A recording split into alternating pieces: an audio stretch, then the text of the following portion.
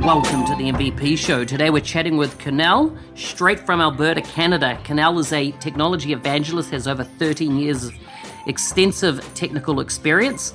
He has worked on a wide variety of Microsoft Dynamics 365 implementations and has extensive experience with data migration and integration using Dynamics 365.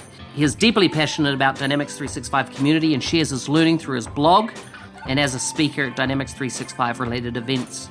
Full show notes for this episode can be found at nz365guy/169. Now let's get on with the show. Hey Kunal, welcome to the MVP show. Thank you, Mark. Thanks for having me. Good to have you on the show. How long have you been an MVP now? I think it's 3 months, maybe. 3 months. Wow, not long. And when was the last time I saw you? Was it in Orlando? Yeah, we met in Orlando.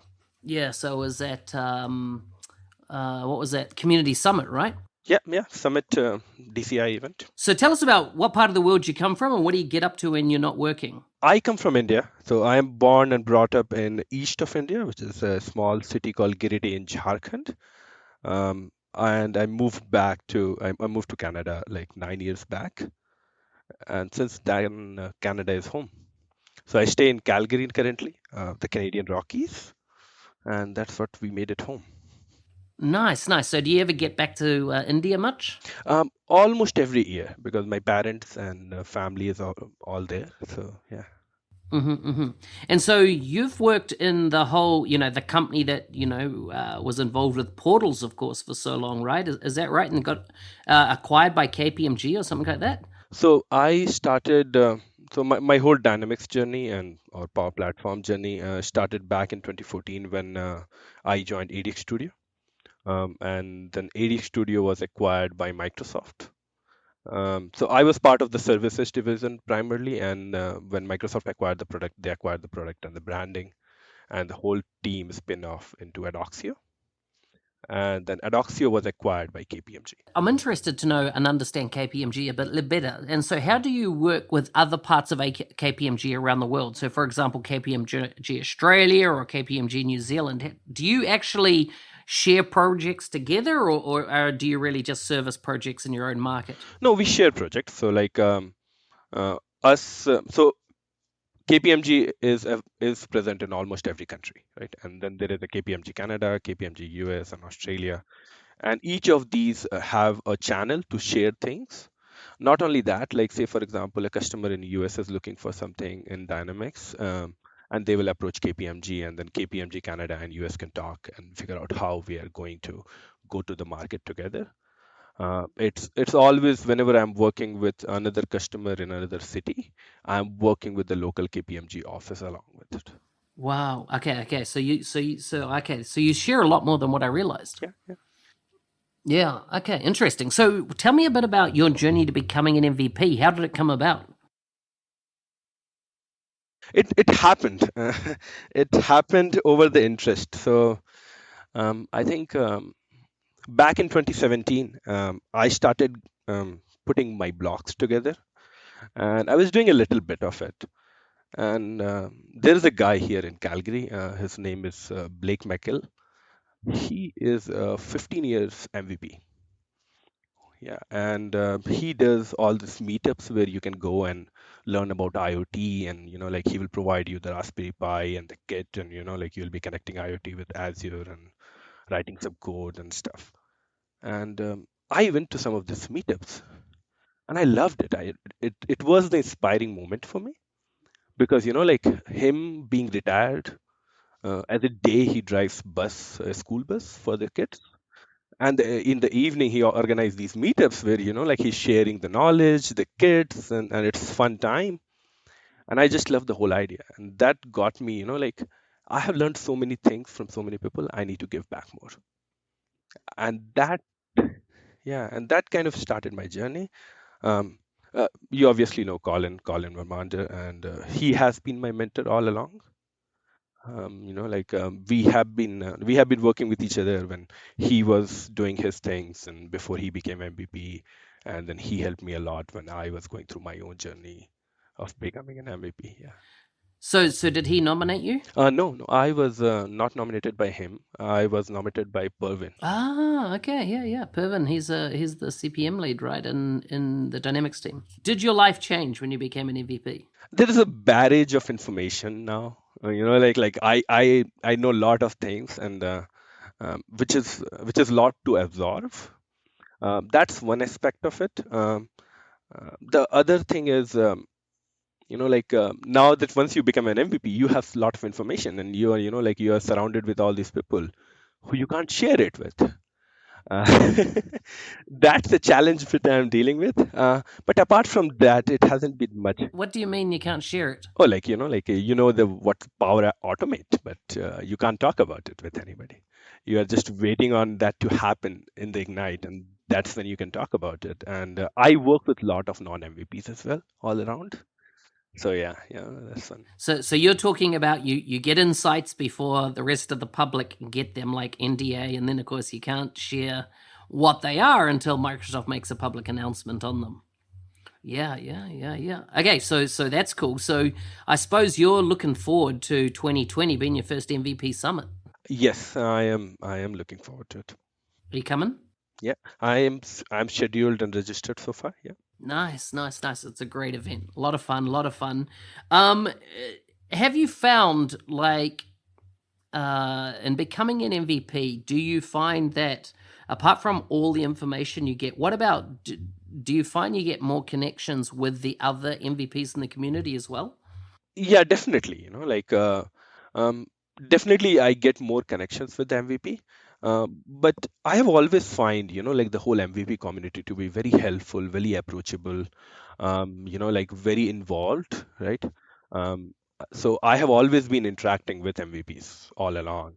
And so that experience for me has not changed a lot. Of course, now I know more MVPs know me as a difference. But the whole like if I met one MVP and how we connected and how it was before I became an MVP and how it has been after, I feel like it has been same or better. Yeah, yeah, so true. Okay, that's cool. That's cool.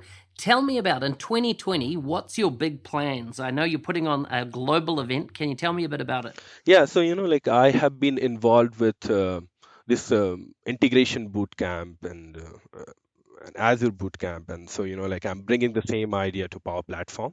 We have been working on global Power Platform Bootcamp, and we are organizing it on February 15th, where it will be happening across the city. I love the concept because, as we say, it's like a celebration, it's like a festival, it's like Christmas. It's happening everywhere in the world, and many times you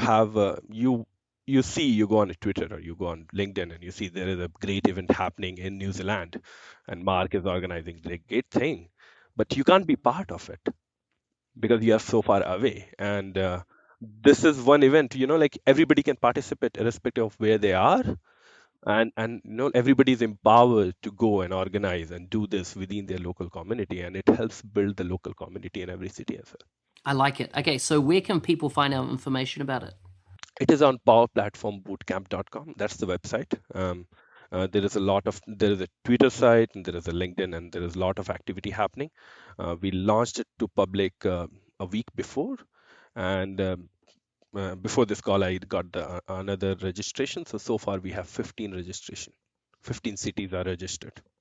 15 cities are registered.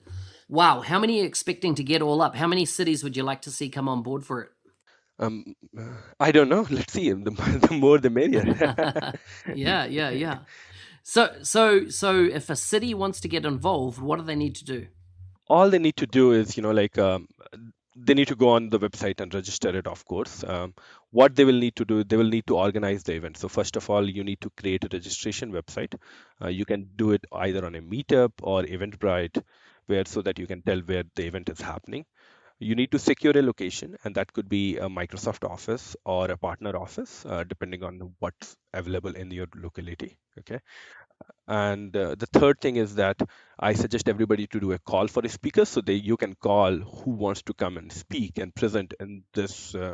event, and you do call for speakers, people register for it, and then you can select your speakers, plan it out, and plan the event, and that's what will make it successful. That's cool. So what date? So this all happens on one 24-hour period, right? It's on one day, not yeah, one day. It's 15th of February. That's the date we have picked. 15th of February. But what I assume, is it like a 24-hour because all the different time zones and things like that Everybody will involved? be doing it in daytime, so it's not necessary that you have to start at same time or finish at this time. Few people are doing just the whole morning, and few people are doing just the afternoon. It's happening on the Saturday. Obviously, it will start earlier in your place than in Calgary, right? Just because of the time zone difference. Yeah, New Zealand's the first country to get the sun, so that makes sense. As in, it starts the day, and then what? Yeah, I think we might even be ahead of you at the moment, a day ahead or something. But okay, so that's interesting. So, what's the outcomes? What do you hope that the outcome of this type of event's going to be for people? One of the biggest outcome that I expect is local communities getting more involved, right? Like a lot of these cities don't have a lot of local community. When I organized my first event here in Calgary, I think it took me quite a while to get the registration, right? And it was just that because people were unaware that there is an event on this platform or on the solution which is happens in Calgary in this manner as well.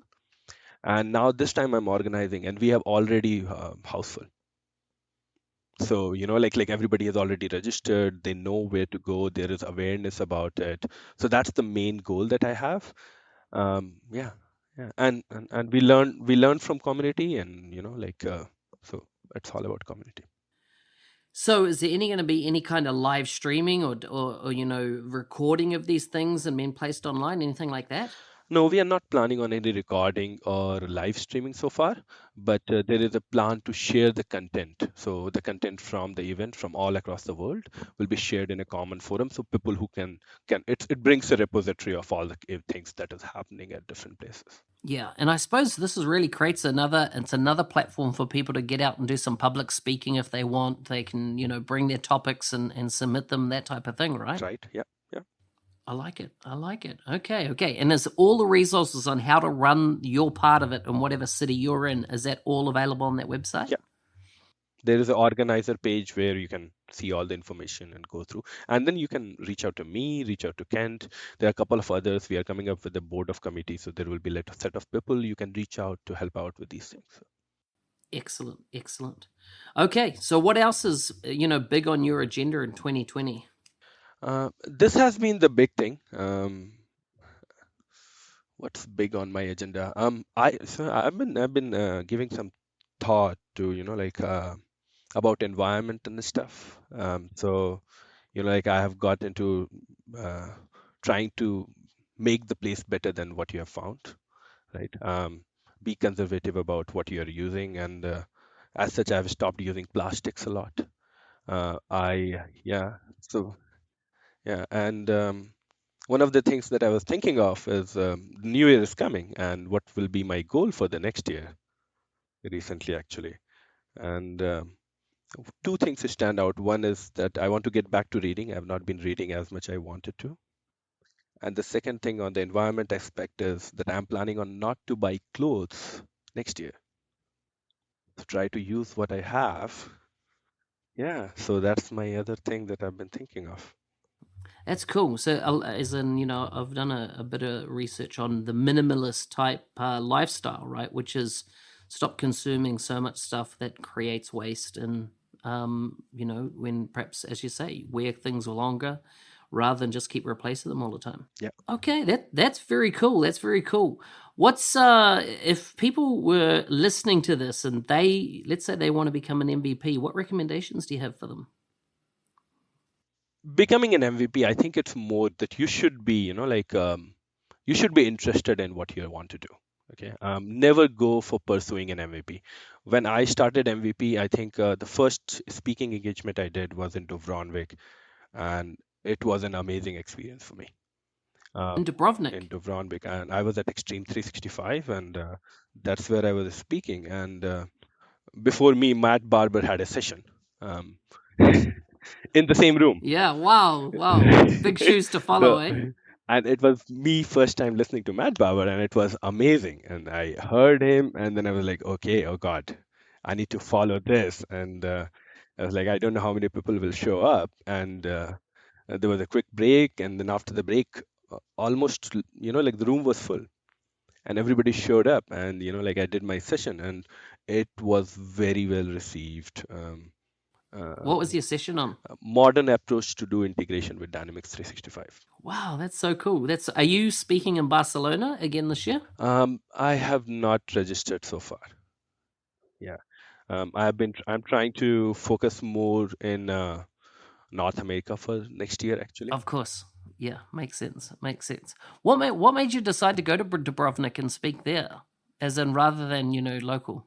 Colin, like I was talking with Colin, and Colin said that, hey, I've submitted these sessions here, and and then I was like, okay, and it was over the weekend. I thought, yeah, maybe I want to speak, and then like I went in and submitted a session, and there was an interview process done where they, like interviewed what I'm going to talk about and the stuff, and that went well, and then I got selected, and then yeah. Um, Who interviewed you, just out of interest? um, it was interviewed by Was it a lady? no, he was it was interviewed by Guy, and I'm missing the name actually. Yeah, yeah, no, that's fine. That's fine. As in, it's interesting that you went through an interview process. Yeah, so Christy Spokely was the one who was making the communication, but I was interviewed by another partner who is focused on the integration from Smart Connect. Yep. Okay. Very cool. Very cool. Yeah, I'll be going there this year, so it's going to be an interesting time. And we're doing a lot of stuff on ISV content around for the 36. What is it called? Extreme 365, right? Yeah. Or it's all dynamic communities now, right? It's a community summit, so it's going to be interesting. Yeah, but like Extreme 365 side of the thing is very partner focused, and so it's very different experience than other conference. So I really enjoyed Extreme Okay. So, are you ready for some quick fire questions? for sure. What's your most used emoji? Most use emoji. I don't use emoji a lot actually. Do you not? I do not. Uh, I think it's just the smiley or the laugh out loud. Sometimes that's what I use. Yeah. Okay, fair enough. Describe your worst date ever. Worst it ever. And like this could be the worst meeting you've had, or it could be the worst been out with dinner with friends. But can you give me an example of one of those worst type of scenarios that you've been in? Yeah. I was, like I was kind of in a date with a girl back in college, and we had just met over an event, and like we thought it will be different because we have been speaking on phone for a couple of times and stuff, and then we met in person. It just didn't connect. So yeah, it was a little weird because in your mind, um, it was a different person, right? And recently I was listening to somebody, and there was this saying that like you don't fall in love with a person, you fall in love with the image of that person that you have in your own mind. Right? So yeah, yeah. Right. Would you rather explore space or the ocean? Um, Space. I always wanted to do skydiving. I have not done that yet. Haven't you? Man, you should do that. You should do that. I dare you to do it in 2020. Get it nailed. Yeah, hopefully so. Hopefully It's a so. lot of fun. Try and go for like a 15. So you can usually do 10,000 feet or 15,000 feet. Go for 15,000 feet first time. I think somewhere in California they do 18,000 feet. Truly, Yeah. wow. And You'll be on oxygen up at that level now. yeah, and that's where I wanted to go, but haven't been. Yeah. If you could write a book, what would it be about? So I do read a lot of books, and I like the suspense side of the book or a novel. If I am writing a book, I think most likely it will be a fiction that I will write. Nice. I like that. I like that. What's a skill you learned when you were younger that you still use today? Observation. I have been very observant as a kid. I don't know if you might have observed that about me. Like most of the time I go to places, I'm very observant, and then you start with, and then I start mingle. So, like I am very observant, and even if I'm not paying attention, I'm actually paying attention to everything which is happening around me. So, yeah. I thought you were just shy. I am shy as well. That's okay. What's one thing you did what's one thing you did that you wish you could go back and undo? Yeah, there is not a lot that, like if I undo one bit in my whole life, it won't be the life that I'm currently living, which has been amazing. So yeah. So you're my second to last recording for the podcast this year, and Colin Fernanda is the last, which is in a couple of days' time. So, what should I ask him that he wouldn't expect me to ask him? Any tips you can give me? Any inside secrets? Side secrets. Just ask him more about Alan the Unicorn. Alan the Unicorn. Got it. I love it. I love it. Kunal, it's been great to have you on the show. If people want to connect with you online, where can they find you? They can reach out to me through my LinkedIn profile or on the Twitter. My ID is IMK I am a blogger, so I do blog, and you can reach out to me blog through kunaltripathy.com. That's my blog site.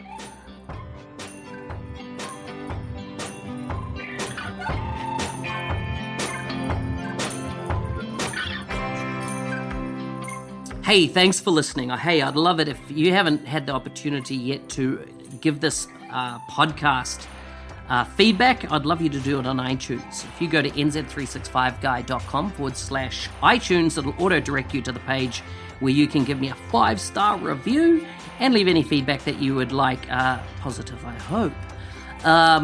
Anyhow, full show notes for this episode can be found at nz365guy.com/169. See you next Thursday.